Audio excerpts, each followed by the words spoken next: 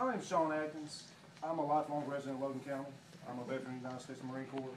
And I know we've kind of got off track here. I mean, the majority of this has been about guns. Sure. I think we face a lot more issues than just guns. Exactly. As a citizen of Logan, West Virginia, and as an American, I'm very concerned and very troubled about a lot of things that are going on in our country today. I'm concerned about the future of our country, the future for my kids, their grandkids, or my grandkids, for the children that had to leave a few minutes ago. That they're not going to be able to grow up in the same kind of society that you and I did. You got it. A free and secure society. You know, right now, Washington, you guys are spending money at an alarming pace. It's unsustainable. If it doesn't get fixed, if somebody doesn't do something to stop it, we will sink. You know, that's very troubling. We send billions of dollars a year to other countries, many of whom who want to kill us. Okay, while we have kids in our own country going to bed hungry every night, that's unacceptable. That's totally unacceptable. Okay, and the Marine Corps, we have the same. You know, lead, follow, get the hell out of the way. And that was the saying. That's a common military saying. You know, we have one of the most anti-coal administrations in history in the White House right now. Okay, and might I remind you, Senator, you happened to help put him in office. Now, back in 2008, you called him your partner. Okay, to this day, I do not know any words from you that state any different than that. Well, Sean, every word since then has been different. 2008, I knew the guy when he was a U.S. Senator from Illinois. We had a lot of West Virginians working in Illinois in the coal fields. Our offices, when I was governor, and I could work with him. I had no problem. As soon as he became president, it shut down completely. But you knew his intent back then. You knew back then that he was anti-coal, that he was anti-fossil fuel. Well, but if he did any camouflage, I didn't know that. If I'd have known that, I'd have been. How can you be from Illinois and be a proponent of the coal industry in Illinois?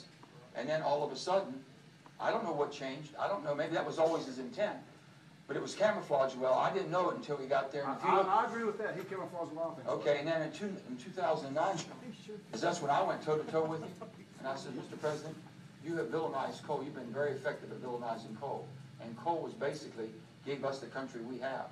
You're talking about all this other, Afghanistan war, Iraq war. Okay, you know why? I'm up there now, we're talking about Syria with weapons of mass destruction. I'm in a secured meeting. I'm looking at all the senators, and it's a very secured meeting. And we're hearing what's going on. And I can see the doubt in senators' minds thinking, I wonder if they're telling us the truth or not. Isn't that a shame? Because Iraq, we were lied to in Iraq about we have to go in there with mass destruction. And now they're wondering. And one thing I strongly agree with you on, you said earlier about the D's and the R's. It's awful. But I'll be honest with you, I'm fed up with all of it. Yeah. I'm fed up with the D's and the R's.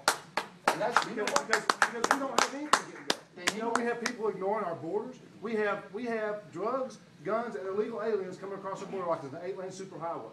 Okay, and you know, like I mentioned, the anti-coal rhetoric from Washington is all in the name of global warming and climate change. It's nothing but a hoax. Okay, so we're out there chasing unicorns and leprechauns while we've got people that can't put food on the table and pay their house payment, and that's unacceptable. What do you think about the immigration laws? 11 million illegal immigrants here.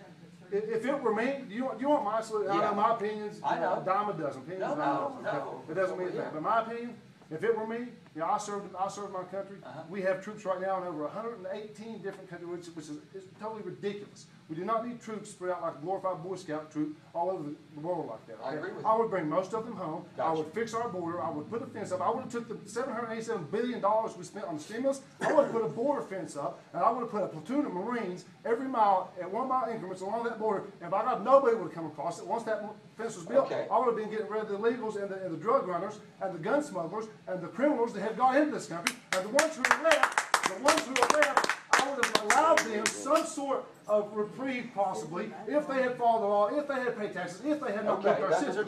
That would have been some common sense. But nobody's wanting to talk about that because it costs them political